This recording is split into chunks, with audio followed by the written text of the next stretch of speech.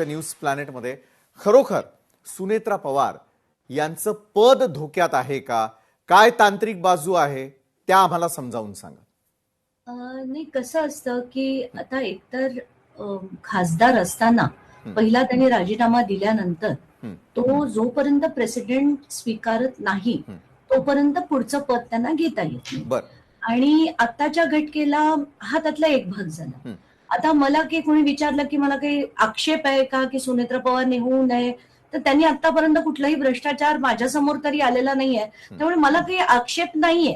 मी फक्त कायदा सांगते आणि कायद्याच्या प्रमाणे जे योग्य आहे तेच सांगते. तर आताच्या घटकेला त्यातला आणि एक मोठा भाग म्हणजे कुठलंही मंत्रीपद स्वीकारताना तेव्हाचा शपथविधी घेता येतो. आताच्या घटकेला समजा त्यांच्याकडे क्रीडा आणि हे दिलं गेलंय, पण ह्याचं अनाउन्समेंट जी आहे ती नंतर झाली की यांच्याकडे क्रीडा आणि एक्साईज ही दोन्ही खाती जाणार आहेत.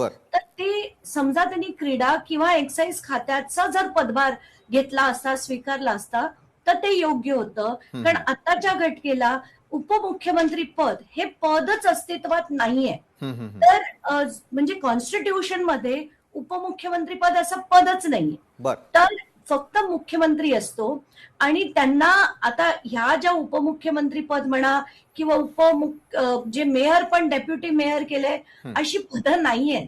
पण ते राजकारण्यांनी नवीन नवीन बनवत गेलेत. ते त्यांना बहुतेक बाबासाहेबांना पण मागे टाकायचंय की काय. कारण मला तर खरंच कळत नाहीये की एक कॉन्सेप्ट कुठून आलं आणि ते इतके दिवस चालून कसं दिलं गेलंय. तर आताच्या घटकेला त्यांना मंत्री म्हणून नक्कीच शपथ घेता येते, पण उपमुख्यमंत्री म्हणून अशी शपथ घेता येत नाही. त्यामुळे कुठेतरी हे कायद्याचा पेच नक्कीच आहे. आता याच्यात दोन्ही गोष्टी ते मार्ग काढतीलच, याच्यात काही शंका नाही.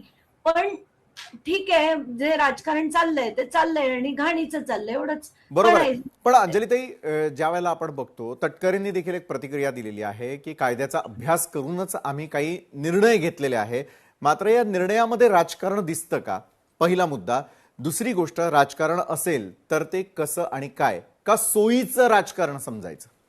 नाही, एकतर त्यांना 3 दिवसात ते एवढं उपमुख्यमंत्री पद घेण्याची गरज काय होती तेच काही कळत नाही. तर कारण एवढी घाई करण्याची काहीच कारण नव्हतं.